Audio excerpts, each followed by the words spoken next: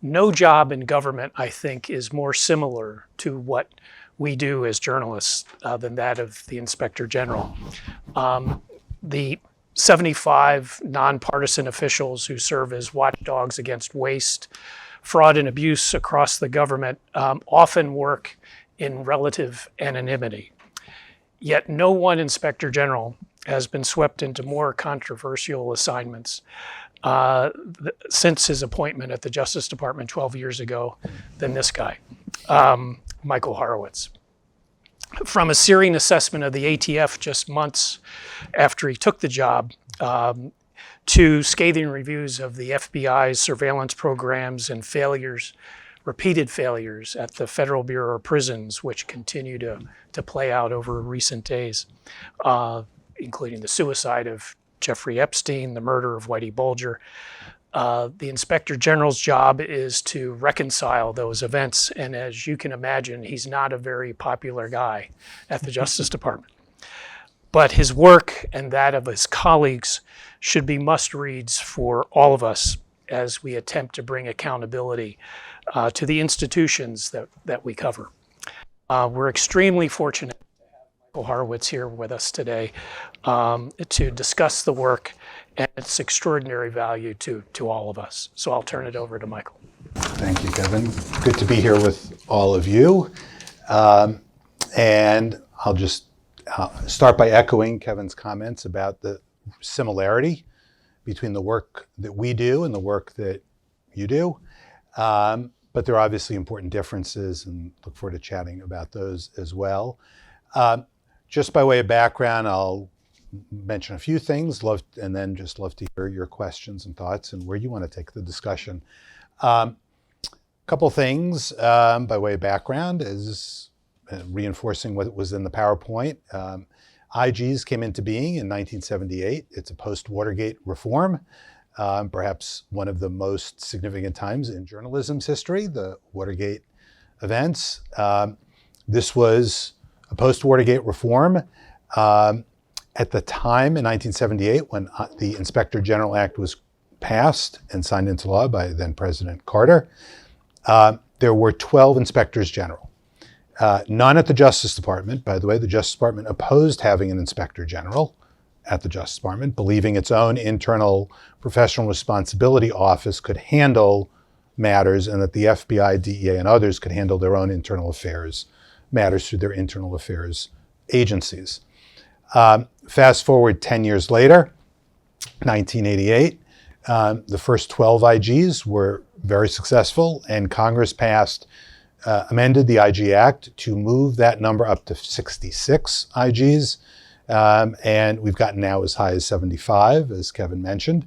But in 1988, that's when the DOJ Inspector General came to be.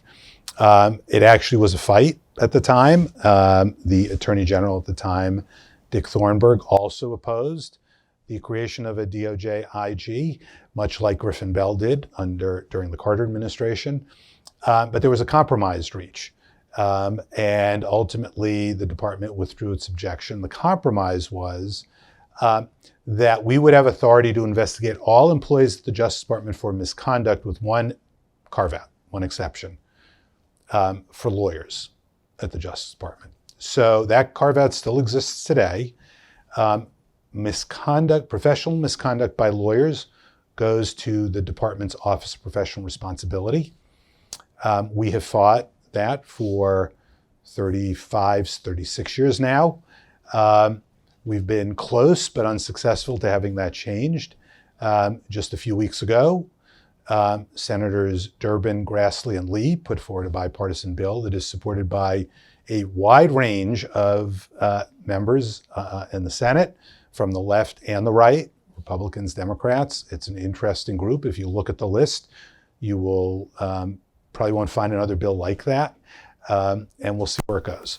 But that's something that exists from 1988. It was the compromise that was reached, which is we would have oversight over, actually, let me amend that briefly. It was the carve-out in 1988 not only was for lawyers at the Justice Department, but it was also for the FBI and the DEA, the Drug Enforcement Administration. And that was so we essentially had oversight at the time over what was then the Immigration and Naturalization Service, which was at the Justice Department until the post 9/11 creation of DHS, and the U.S. Marshal Service. That was mostly what DOJ OIG, my office, did at the time. Fast forward to 2001, and the Richard Hansen and Aldridge Ames spy scandals. Two FBI agents who were arrested for espionage. And after the second one involving Hansen in 2001, then Attorney General Ashcroft was so upset with the FBI and how it managed its internal affairs function and not having found this out earlier, decided to extend our jurisdiction to cover both FBI and DEA. And then Congress codified that a year later. So that's how we got to where we are today. 2001 Attorney General Ashcroft decision, 2002 congressional enactment. And again, that's where we are today. Almost essentially every single attorneys general since 1988 has opposed expanding our jurisdiction to cover lawyer misconduct, professional misconduct at the Justice Department. So we investigate FBI agents for wrongdoing, but if they do that wrongdoing with a DOJ lawyer, the DOJ lawyer is looked at by Professional Responsibility Office, we deal with the FBI. Our view is there's really no principled reason why you would have oversight of all these employees at the Justice Department, except for lawyers, by a statutorily independent OIG, while not having that kind of oversight for prosecutors who are overseen by a office that reports to the Attorney General and the Deputy Attorney General and is appointed by the AG and the Deputy AG. And when I say statutorily independent, let me just mention a few things to give you a sense of what that is. Kevin mentioned, I've been in the job 12 years. I don't have a term of years. An IG, all of the presidentially appointed Senate confirmed IGs, I won't get into all the differences, but there's two groups of IGs. Some are agency appointed at the smaller agency. The cabinet level agencies are all presidentially nominated Senate confirmed. So there's actually, among the IGs, there's a split. It's about 37-37 or so, 37-38. With the exact number, it's close to 50-50. So I'm going to talk about the larger agencies in my experience. We don't have a term of years. I can only be removed by the president. The Attorney General has no personnel authority over me. My pay is set by statute. The Attorney General, I don't get a bonus. I don't get any salary increases through the Attorney General. The Attorney General has no personnel authority. I'm not rated, I'm not reviewed. There's only removal, and there's only removal by the president. We have our own hiring authority. We have our own budget line. In the budget that was just released, there's a separate budget line for every Inspector General, which means we get our money, funding, and we manage our own funding. We don't get funding from the department. We manage our own funding. I have my own general counsel. I take my legal advice from my general counsel, not from the department's lawyers. All of these processes are in place. One other important one I'll just mention, I decide what to review or investigate. The Attorney General can't tell me what to do. Obviously, we take recommendations seriously from the Attorney General. It frankly doesn't frequently happen that we get recommendations. We like to joke. We send out every year to all the components of the Justice Department. There are about 35, 36 components of the Justice Department. By the way, does anybody know the two biggest ones? Anybody want to guess what the two biggest components of the Justice Department are? One's obvious. Nope. Nope. Nope. FBI is one. Anybody want to guess what the other one is? The other one's actually the largest employer at the Justice Department. No, prisons. Federal Bureau of Prisons is the largest employer at the Justice Department with almost 35 to 40,000 people, roughly. FBI is right about at that same number now. So we send out to all, it's around 35, 36 components, I think is the number, of the department every year and say, is there any work you'd like us to do? Any recommendations you have for us? And as we like to joke, we get back from the FBI saying, yes, you should look more at the DEA. We don't get we don't get many requests in. But obviously when we do, we take them seriously because we get so few. And when we get them, they're very serious matters. For example, on the FISA review that we did, that was a request that came in from the Attorney General. For the Operation Fast and Furious, that was a request that came in from the Attorney General. So we take them seriously when we get them, but we decide what to investigate and what to review.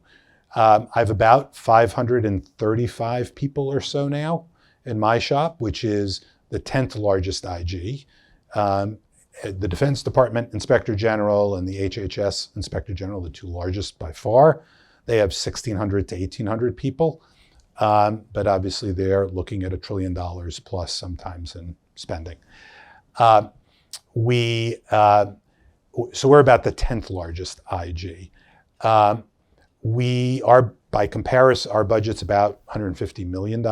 By comparison, the Justice Department's budget's north of $32 billion, $33 billion. And there are about 110,000 employees at the Justice Department. By the way, those two entities, FBI, BOP, make up 2/3 of the Justice Department. So if any of you cover the Justice Department, those two make up 2/3 of it, both personnel-wise and budget-wise. So if people ask you, what are you covering? When you're covering Civil Rights Division, U.S. Attorney's offices, all of those places, they are a very small part by comparison to the other two entities. A couple other things just to mention. We have several key principles that we abide by, all of us. We are statutorily independent, which means while I report to both Congress and the Attorney General, as I said, the Attorney General doesn't review me or rate me. I make independent decisions, and I have to make independent decisions. The other is we're nonpartisan. We are scrupulously nonpartisan. If I get a reach out from a member of Congress or their staffs to talk about an issue, we will always reach out to the other side, whether it's Republican called us, we'll go to a Democrat. When a Democrat called us, we'll go to a Republican to make sure they each know our communications and how we're operating, what we're being asked. We do not want to be seen as partisan in any way, shape, or form. So those are two basic principles. The two principles we abide by generally are we are all about transparency and we're all about accountability. And I like to quote Justice Brandeis in that regard, which was his famous comment that sunlight is said to be the best of disinfectants, which as journalists, you probably want to be saying as well, right? We start from the proposition that everything we do should be public, except when the law says it can't be. That's essentially what we do. When we talk internally about putting out reports, that's what we're looking at. We're looking at, first and foremost, as you might guess, classified information. Obviously, there's no exception for that. If it's classified, it's not being made public. There are other areas. There's law enforcement sensitive. There are other markings that leave more room for debate and discussion. But we're starting from that standpoint. The Privacy Act turns out to be probably the biggest issue where we work through things as to whether we're able to put something out publicly. And if we can't put everything out publicly, we will often either redact the information, so you'll see things with black markings, or we will try and write around the issue. So if it's classified, we'll try and write around it so it can be public. If it's a name, for example, that needs to be redacted because the Privacy Act analysis wouldn't cause us to make the name public, we will often give monograms or other things, person one, person two, things like that, so that we're not black marking everything and having people guess what's behind the black marking. But that's what we try and do. We try and be as transparent as we can. Everything, as I said, that we can make public, we do. You can go to our website, oig.justice.gov, or if you go to the main Justice website, you can navigate to us through there. And you can find our reports up there. You can also go, and I just want to mention this too, something called oversight.gov. That is a website that when I was chair of the IG Council, we created that hosts all IG's reports. So if you're covering anybody, I would strongly recommend you go to look at oversight.gov. You can also sign up for the IG community's Twitter account. It doesn't tweet all day. It's commentary or anything like that. What happens is every time any IG posts a report, they post it both to their website and to oversight.gov, and a tweet is automatically generated that says, today, IG office blank issued report blank.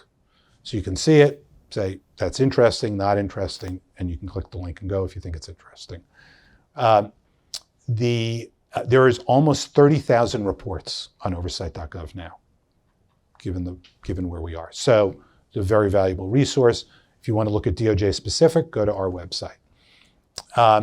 But that to us is one of the most important responsibilities we have, which is to let the public know what's going on at the Justice Department and to fulfill our mission, which is to assess the efficiency of department programs, as well as obviously to investigate allegations of waste, fraud, abuse, and misconduct. That's what we're doing regularly. My 500 personnel is comprised mostly of auditors and law enforcement agents. We also have evaluators and inspectors. One of the things we're doing now, by the way, are unannounced inspections of federal prisons. And those are much smaller groups compared to the auditors and the agents. We also have a small group of lawyers, and then obviously back office operations. So that comprises who we are and what we do. A couple other things to mention. Whistleblowers are critical to who we are, what we do. We take their complaints seriously. We take retaliation against them particularly seriously.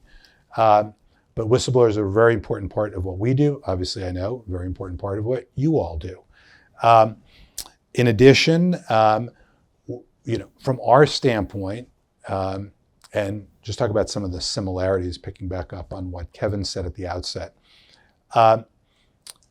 We are all about writing in detail. You might wonder as you go to our website, why are you bothering to write 100-page reports? Nobody reads them, right? You're writing 500 words would be a lot, right? In a story, Kevin, right? Nowadays, yeah. Right.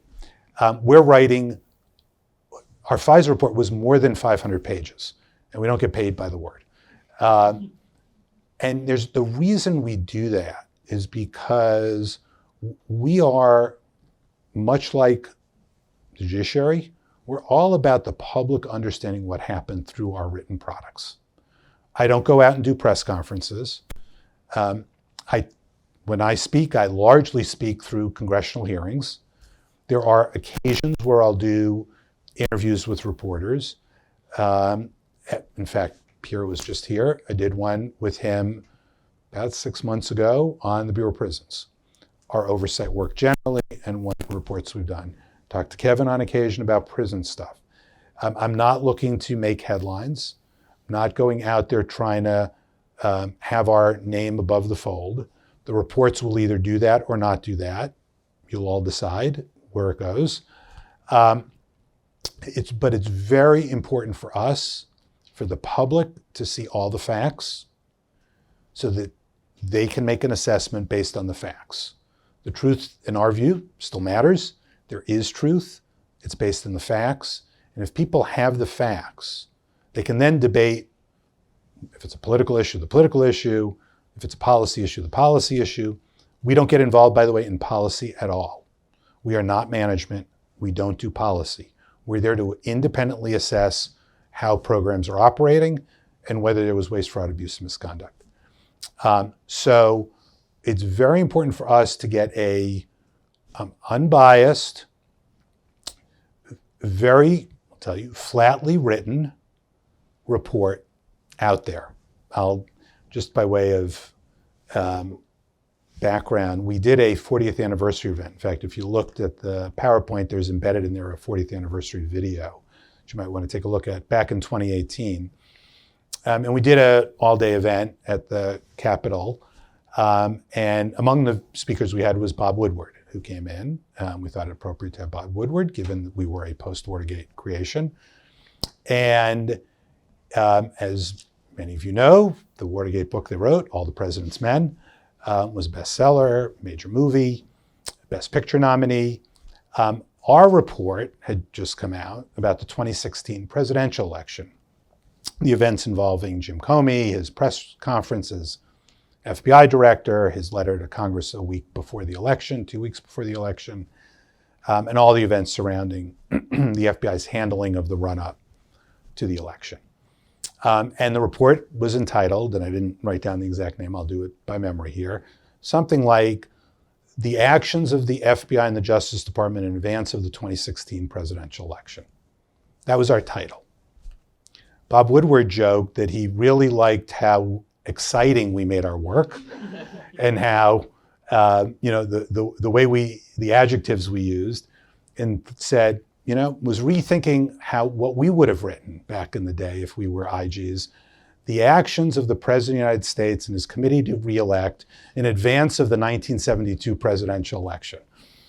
But that's what we do, right? We're not looking to get a headline in our title. We're looking to put out a report that describes what our title says it is. Our title is intended to allow the public to understand what we're writing about. We put an executive summary, so there is an executive summary there for people. But importantly, you are a proxy for the public, as is obviously Congress. They're the representative of the public. And so it's very important for us to make sure that our reports are written in a way that's accessible to the public, which means the press, the media, members of Congress, their staffs. That's what we're trying to do, as well as, obviously, the Justice Department. But what we found, and I'm guessing what you have heard or seen in your own work, is programs are improved, change happens. We write recommendations in our reports. You will see them in our reports to try and advise the department on how they can better their programs. But change happens not when things are done quietly behind closed doors. My experience has been change happens when things are public, when there's a congressional hearing, when journalists cover our work, when people write about what needs to be reformed. And so you play a critical role in getting that information out there and ensuring your reporting is fair and unbiased. It's the same thing we're looking to do. I think one of the big differences between the work the journalists covering the department are doing and the work we're doing is related to the length of our report. Our reports and the journalists report writing or television pieces or other vehicles, internet, other ways news is getting out now. We have the luxury of time. And I say luxury loosely. We don't really have the luxury of time, but we don't have to get a story out that day. We're not there to scoop somebody else, right? We're the IG, we're the only IG looking at it. I'm not competing against 10 other IGs to try and get the story out first. And to a large extent, we live in a glass house. If we get something wrong, particularly in a scrutinized report, but really in any report, the first people to pick it apart will be the people we oversee. And then it'll be followed by you all and members of Congress and others. But our credibility is grounded in the accuracy of our reporting. Probably sounds familiar to what people have talked to you about. But for us, the long-term institutional damage, if we get things wrong, is substantial. And one of the things that I've been most proud of in the work we've done over 12 years, and I say we liberally there, the work my teams have done, is in all of our work, but particularly the highest profile work that has been fly-specced a lot, like our FISA report, like our election review report, like our Operation Fast and Furious report from 2012. No, people have taken issue and have their own view of what it means and their analysis and what should happen, but no one has come to us and said we got the facts wrong. That the basic facts, which is what we write, and then you'll see an analysis, which is not fact-based, it's our view of what the facts said.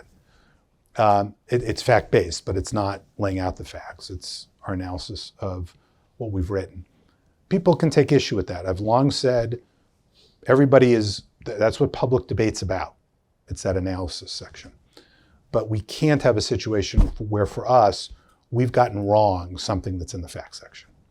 So that's what we're trying to do, just to give you a sense of how this job's gone for 12 years. And as Kevin said, investigated Attorney General, Deputy Attorney General, FBI Director, FBI Deputy Director, DEA Administrator, BOP personnel at all levels. I go on and on, as well as, the particular circumstances of, like, the Jeffrey Epstein death, the Whitey Bulger death, other kinds of issues like that. There are an enormous number of events that occur at the Justice Department that people want to know the answers to. You will be the first ones writing that history. But one of the things we're looking at when we're writing it, like the FISA report, which is, I think, 600 pages, the election report, which is 500 pages, the Fast and Furious review, which is 400 pages, is, making sure we have the history there for people to use going forward. We will lay out as much as we can learn. Our jurisdiction, by the way, is the Justice Department. I don't have jurisdiction over the Executive Office of the President. I don't have jurisdiction, which includes the Office of Management and Budget and all the various parts of the White House function. I don't have authority over other agencies. And so when you look at our reports, just keep that in mind. One of the big differences between us is my access to information and the challenge you have of getting anything out of the Justice Department, if you're covering the Justice Department in particular. And Kevin could probably talk to you about that ad nauseum, as long as you want to.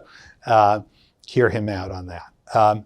We have access by statute to all information in the Justice Department's possession, all the components, everybody. If we ask for it, we get it, whether it's classified, unclassified, whatever it is. For third parties, I have documentary subpoena authority. So I don't subpoena the government agencies, but I do have authority for non-governmental agencies to subpoena documents from them. I can compel current DOJ employees to speak with me, and if I need a non-DOJ employee who's in the federal government, I can go to another IG and work with them to get that. If the person leaves, I can't compel them. I don't have testimonial subpoena authority. I have documentary subpoena authority. And so I can't get third-party witnesses. I can't compel them. They sometimes voluntarily speak with us, but I can't compel them. And what we often face is individuals at the Justice Department who are under investigation, if they are senior, and those are the cases we generally do, just an aside, we do all criminal misconduct allegations. We handle those in any instance. For non-criminal misconduct, basically we use a triaging method because we couldn't do everything given our size. We're basically looking at serious misconduct, and we assess seriousness, by GS-15s and above. And anything that we believe the public would benefit from independent oversight, even if they don't meet the first two categories, right? So below GS-15, not serious, but nevertheless important to address, we will pick that up as well. That's sort of how we judge it. But we often have in administrative misconduct cases where we are investigating more senior people who tend to have sufficient time in to retire with their pensions. during the course of the investigation, they retire and refuse to speak with us. Sometimes we've actually had people retire the day they're supposed to come in to speak with us. And they literally will retire and give no notice so that we can't do anything about it. Because if we know they're retiring, we will compel them, even if it's out of order when you would normally want to do an interview. And that has proven to be a challenge. We've gone to Congress and asked for testimonial subpoena authority. The Defense Department IG and the VA IG both have that. And in certain circumstances, the HHS IG has that. And we've sought it, we have not gotten it. But that is something that is proven to be very important and a big challenge for us. We did a report about how frequently this occurs with the FBI agents. And if I recall correctly, it was about 10+% resign or retire during the course of an investigation. In an effort to avoid being held accountable. We, though, continue our work all the way through. And in that report, we made a recommendation that the FBI should continue adjudicating it, even if the employee quits, so that there is a record, if that person tries to come back to the federal government, of what occurred and the adjudication. But that is something that we are challenged with. But it does put us in a different position from all of you, because obviously you're working to try and develop sources from outside the department. I have the ability to compel people inside the department and the ability to get the records that I need to look at. First question. Hi, Andy with E&E News. You touched on the nonpartisan nature of the job. Yep. I think we as journalists, especially in DC, think a lot about objectivity and obviously being nonpartisan in our work. Yep. That said, I think we can all agree that being completely objective is not really possible. We all have our biases and opinions and things like that. I'm curious how you guys approach that, whether there are, give guidance to you and your staff about being nonpartisan, if there are systems in place, or just kind of how you guys think about that objectivity. Yeah, so it's a great question.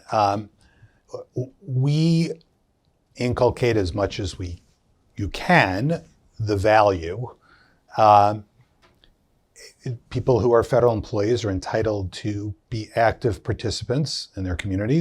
They should vote. I mean, one of the questions I got with the 2016 election report was, did you ask people sort of their party affiliation, and I said, no, we don't want people working in the Justice Department or the FBI or others who are uninformed, uninvolved citizens. That's not what we're looking for, right? We want people who check their views at the door when they walk in the building, at least in the Justice Department and obviously FBI and others.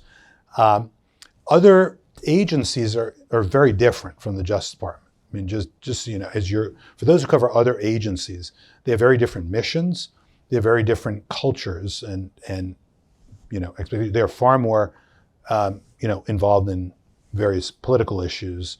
But at the Justice Department, the culture has been and is certainly for us to be nonpartisan. All IGs will be the same in that regard. And so one of what I try and do is I remind people, you're free to join groups, you're free to.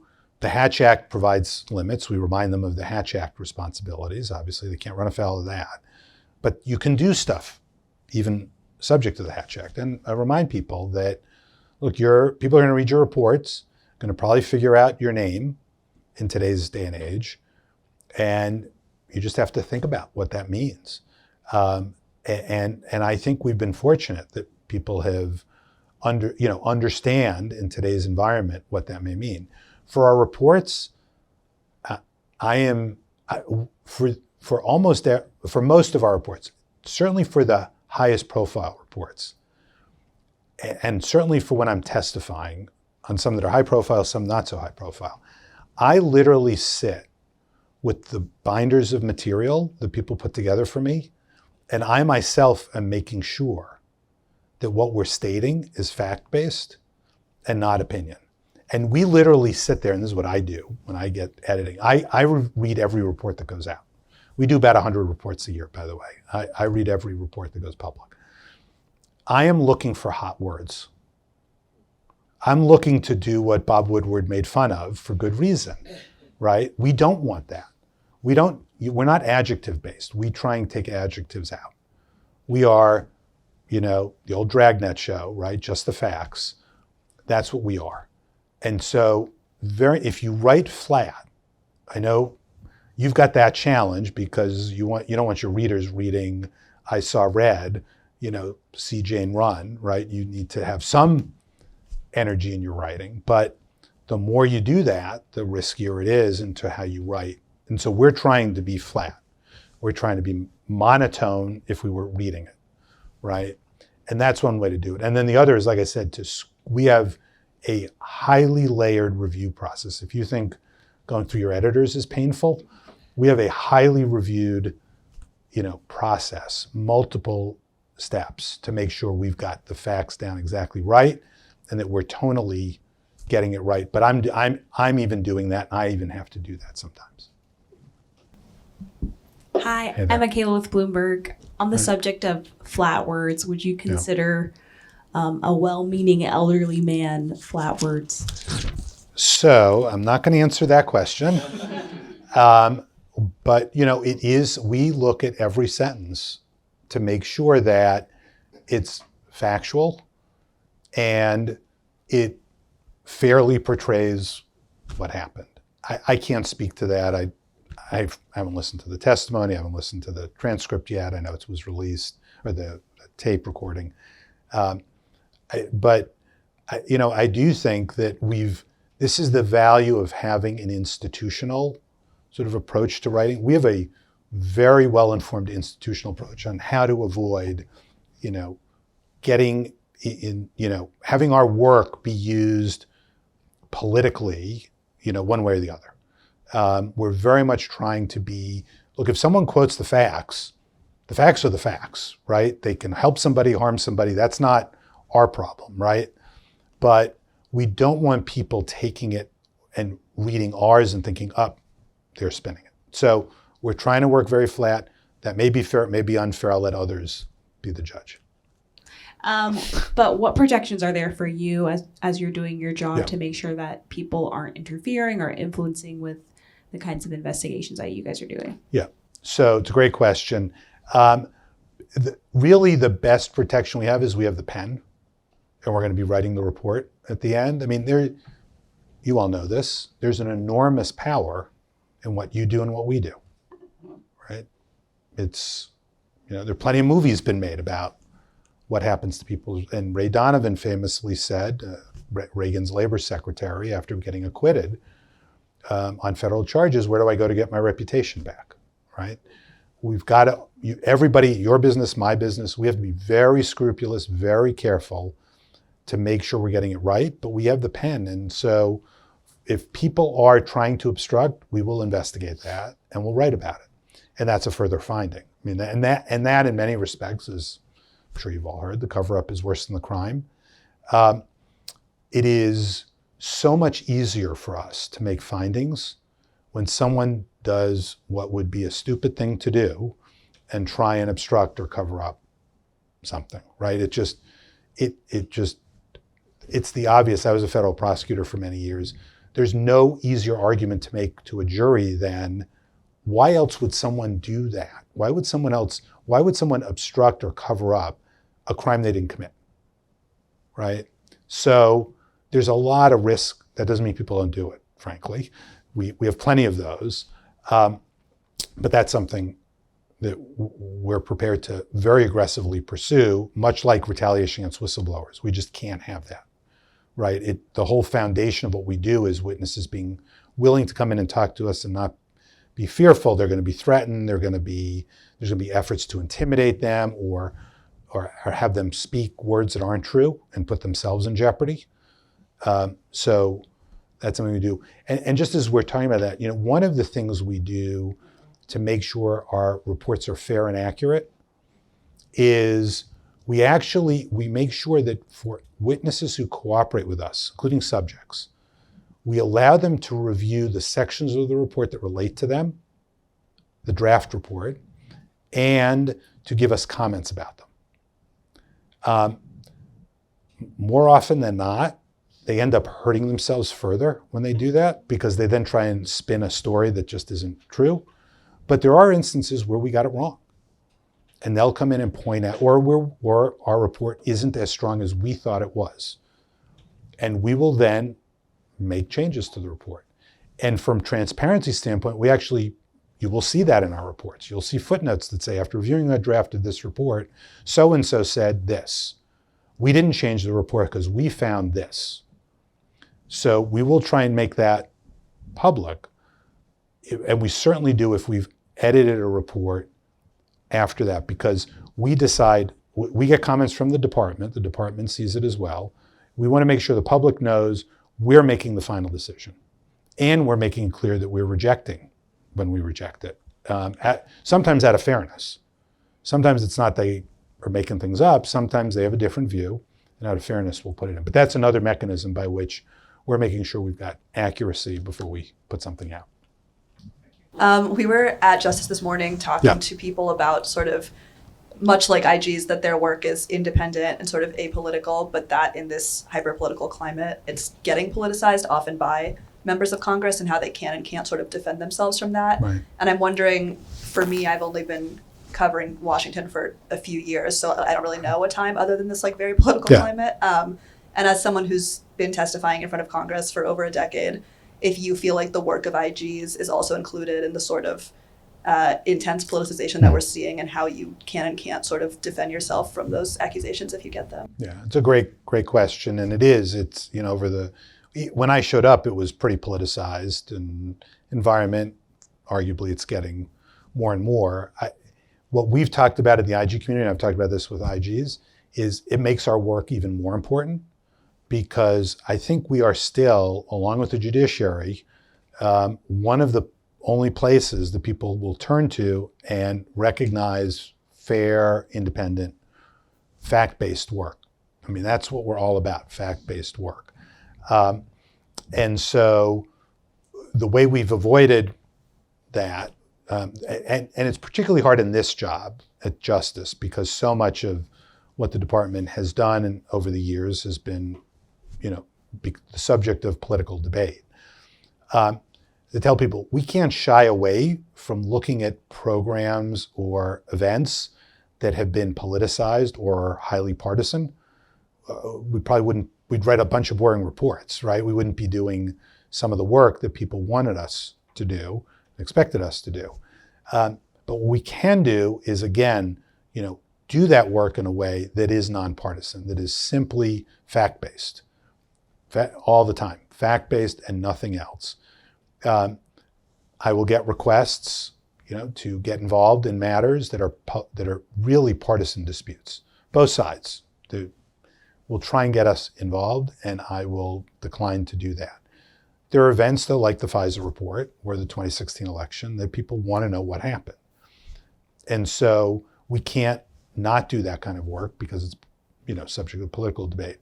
But we can do it in a way that, again, stays focused on facts, doesn't wade into the policy. Often say, for example, the department doesn't have to have a compassionate release program for inmates. But if it has one, I'm going to review it. And I'm going to tell them what they're doing wrong. Doesn't mean I'm endorsing it or not endorsing it. Same thing here. I'm not endorsing FISA. I'm not endorsing FISA. I'm telling you how it's being run and how it needs to be improved if it's going to exist. Right? And so we're very much trying to do that. And this is why we go through all the reviews we go through and try and take out any hot language or any language that people could misunderstand or misread for precisely that reason. Because as soon as people start seeing that, that's when we get in trouble. Hi, Diego from Bloomberg. Yep. I covering an issue that wasn't covered by an IG at a different agency, not Right. you. But talking about it with friends last night, who I call civilians, or not journalists, or not following government Normal news. people? Normal people, exactly. The general sentiment was, oh man, government is so inefficient and it's so bureaucratic. Right. If you could talk a little bit about what you find when you look at the Justice Department, is it mostly inefficiency or, fraud or abuse of power, people that want to use their, positions to get ahead? And I think the microphone has low battery. You're good now. And how this could connect to this other issue that I want to ask you about, which is I work in Congress and cover Congress, and FISA is a huge issue there right now. So, Really?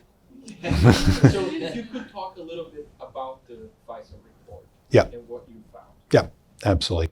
So on the first question, it really depends at the Justice Department which part of the department you're talking about. I mean, I was a federal prosecutor in the Southern District of New York for 7.5 years before we came down to DC back in the 90s. And, in a place like that, it's really all about a bunch of younger lawyers, new to the profession, who've been in, lawyers for a handful of years, who are focused entirely on doing what's right and moving cases along. There's not a lot of bureaucracy in that operation. And not a lot of misconduct or mismanagement when things go awry, and they did occasionally, but not a lot. It was usually one of the lawyers who didn't quite understand rules, didn't abide by the rules, played fast and loose with the rules, and got in trouble, right? It wasn't, generally people stealing, people being bureaucratic. It was, people trying to get things done right. And then, on the other hand, go to the Federal Bureau of Prisons, which the current director is the 8th director in my 12 years there. Right? Turnover has been constant. And we find problem after problem after problem. Read the Epstein report, right? Some of that is bureaucratic, inefficiency, ineffectiveness, mismanagement, just and the Whitey Bulger report actually lays that out in detail, the way they handled Whitey Bulger, with memos going back and forth and no one getting it right, and they cited the wrong thing, and it's a classic bureaucratic mess, along with other stuff. You look at Epstein, you've got failures, operational failures that are unintentional and intentional. So it really depends on the agency and the program and what you're talking about. I don't think at the Justice Department, at least, you can sort of give a general sort of, generalization or stereotype on what it is. The department tends to be less on the bureaucratic side, certainly in the law enforcement side. It's much more operational. Things are happening fast, decisions are being made. And, I'll turn to the FISA report as a good example of that, where we found serious misconduct, but we didn't find intentional efforts to intentionally doctor evidence, right? With one exception, which was an FBI lawyer who altered an email. But otherwise, it was serious misconduct, serious failings to follow the rules, failings to do their jobs, basic stuff. What we did in that report, anyone at the FBI doing their jobs would have figured out. We didn't magically find something. We simply marched through the records, the documents, and laid it out. It was all sitting there. And the problem was people didn't do their jobs.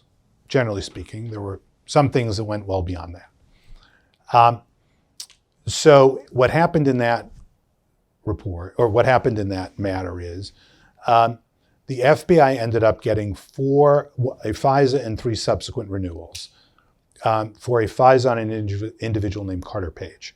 Carter Page, and this occurred in advance of the 2016 presidential election. This occurred in, the FISAs themselves were in the fall. The issues started to rise that we looked at started beginning in late July, going forward when the FBI opened what they called the Crossfire Hurricane investigation.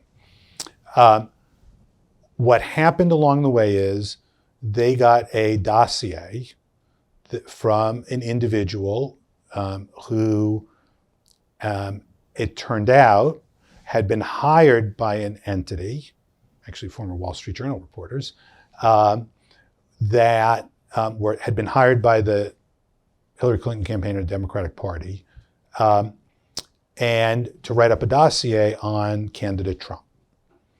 They provided that to the FBI, and the FBI began to act on it. Among the uses of that dossier was to go forward with the first Carter Page FISA request that they ultimately got. And it was a critical part of their ability to get the FISA, which is what we found. We laid that all out. It turned out that the FBI, with some due diligence, would have figured out what we learned were the flaws in that dossier. In fact, we learned of the flaws because the records of the FBI itself showed the flaws that we found. For example, in January, so this is after the first FISA, there were issues beforehand, but I'll go to an example of an easy one, issue. In January of 2017, so now we're in 2017. The first one was in 2016. The renewals continued into 2017 after candidate Trump became President Trump. In January, and again in subsequent months, an FBI confidential human source, who, by the way, subsequently was indicted by John Durham and acquitted, came to the FBI, and when they asked him about the dossier, said, that isn't what happened. That isn't what I said. He was purportedly one of the sources of information in there for key information. He said, that isn't what happened. The FBI, rather than then saying, wait a minute, okay, now we got a problem. We relied on this dossier for our first FISA, instead put into the court that informant had corroborated the dossier. Okay, there are things similar to that along the way. It's a 600-page report. I'd be here forever if I started going into that, but there are things like that. And so there are other issues we were surprised to find in both the Clinton email matter and in the Crossfire Hurricane candidate Trump matter, who had authority at the FBI to take some of these actions, which were pretty low. You did not have to go very high up in the Bureau to get approval to do to take some actions involving major candidates for president and things like that. So what we found there were a series of very significant errors in the FISA applications that they put in. For the first one there were, and then even more as each subsequent renewal happened, and that the court had not been provided all information that they should have been. This goes to our role. We did not make a determination at all of whether the FISAs were properly granted or improperly granted. That's not our role. And by the way, as an aside, very important, and I would say this to you as journalists as well, keep in mind what your role is and what it isn't. One of the things where people have gone wrong, and I'm not a New England Patriots fan, but I'll quote Bill Belichick, do your job, don't do someone else's job, right? That's one of the places people have gone astray, I've found at the Justice Department, particularly in these kind of reviews. People were trying to do somebody else's job, right? They weren't doing their own job very well. Our job is to put the report out there. It was then the Attorney General's job and the FISA court's job to decide what that meant. It was not my job. It was not my responsibility. It wasn't my statutory authority. I was not there to second guess judges.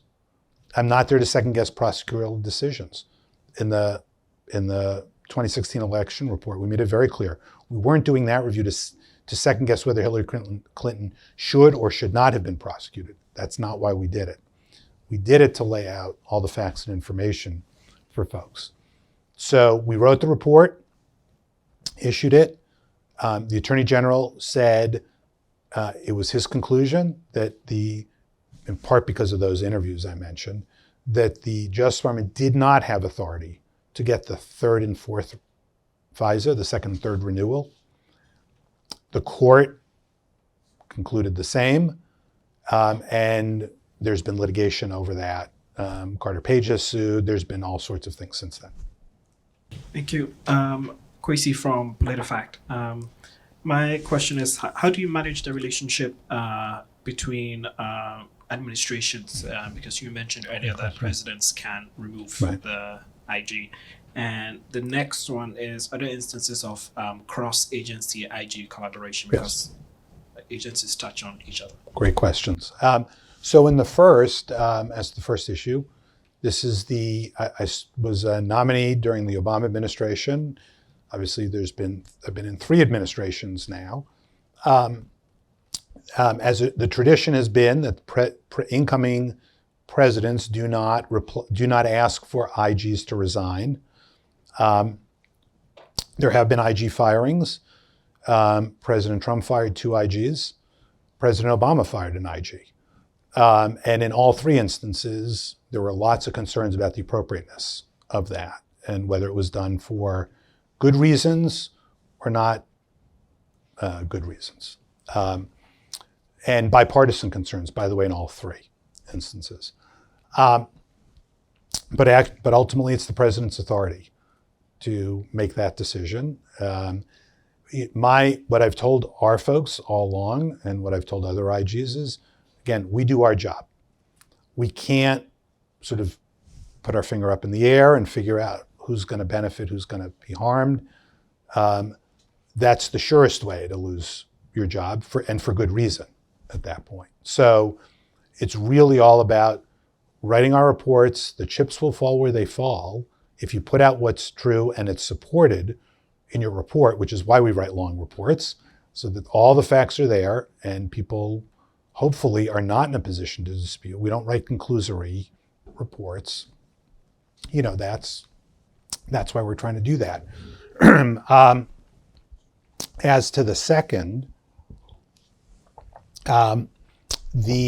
we do cross-cutting work. In fact, I'm also, as a side gig, the chair of the Pandemic Response Accountability Committee, which Congress created to oversee the $5 trillion in federal spending. And if you want to look at that, we created a website, pandemicoversight.gov, has a map of the United States, lots of information there about the pandemic and pandemic spending, $5 trillion worth.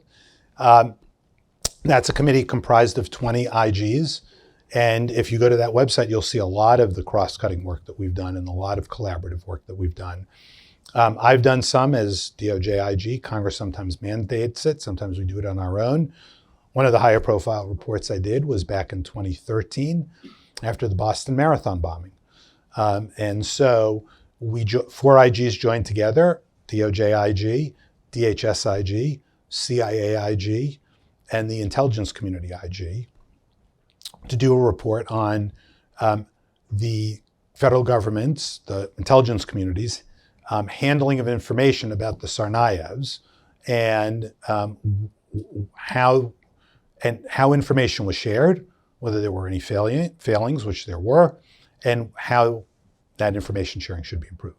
So it's one of the missions of the IG community umbrella organization called CIGI, the Council of Inspectors General on Integrity and Efficiency. One of the reasons it was created was to do that cross-cutting work. Frankly, it's proven to be a challenge. We are doing far more of it, but it's very hard sometimes to get IGs to do that, first of all, because there's so much work going on in their own agencies, but also because the work that each agency does and the way they do it is very different.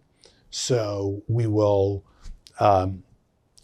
sometimes do our own reports, not necessarily together, but each individually if there's cross-cutting issues. I'm Jacob. I'm a freelancer, so I work with lots of different news organizations. As journalists, we're always looking for the next scoop, right? And where the next story is.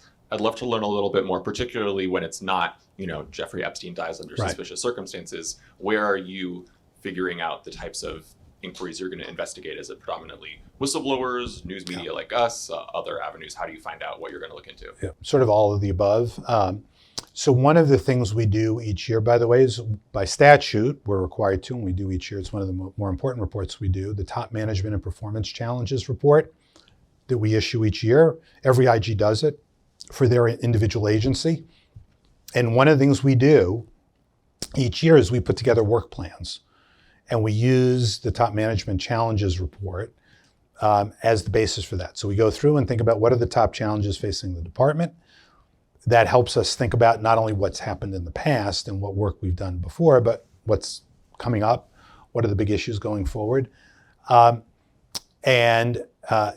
we develop work plans and we start thinking about, from all of our knowledge, what are some of the places that stakeholders, it's pretty wide at the Justice Department who our stakeholders are, what are they, what can we see around the corner? Some things we don't have to look around the corner, FISA, Federal Bureau of Prisons. I mean, there are certain things that are clearly on people's radar. The question is, what's around the corner is a big issue. And that's or issues that have not been covered yet. We've not addressed, but are nonetheless obviously need some coverage. And we spend a lot of time thinking about that. We have a pretty limited amount of resources to do proactive reviews that we want to do, as opposed to what is obvious, in what you're talking about, as opposed to what clearly needs to be done. But we're thinking about that. We did, my latest hearing was on the BOP's handling of deaths in its institutions, deaths in custody report. Had a Senate Judiciary Committee hearing 2 weeks ago on that. Now, the other thing is we're writing a year in it, right? We're thinking a year in advance. What's going to be important in 2025? But that was a very important report and something that we felt had not been covered, something that needed to be covered. And so we wrote a particularly important report, I think, on those issues. And that's what we're trying to think through. There's plenty for us to choose from. The other thing we're careful about is we don't really look to write about cutting edge issues right away, because remember, we're auditing or reviewing what the department's done. And so the department will have had to do something or not do something in that space. If they haven't done anything in that space, it's going to be a relatively short report. Doesn't mean we shouldn't do it. But what we really want to do is, we're working right now on a ransomware report and how the department's handling that. And it's not about what we think they should be doing. It's what they're doing. Are they successful or not? Are there gaps from what we understand? Those sorts of things. But that's one of the challenges for us is we're not, like with if there's a new FISA statute, for example, in this debate, or 702, the FISA 702 provision is changed. We're likely to get in there a provision that says we want the DOJ IG to look at these issues. What we tell Congress generally in those situations is you need to wait at least a year, because justice takes time. These cases don't happen overnight. They need to develop evidence and they need to go to court. The court needs to approve it.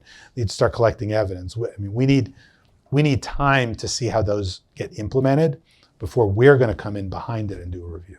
So that's what we try and do. Okay, I promised the IG it would be an hour, and we're a little bit over. But I do want to thank him so much for helping us here today, because I think, as he's so eloquently discussed, IGs possess an incredible history of the departments that you cover, and you can learn so much by diving into these reports, even 120-page reports. And I have to say, the footnotes are sometimes the most interesting parts. Yeah. So I commend the work that all of them are doing, and I thank the IG so much for visiting with us today. So thanks. Thanks, guys.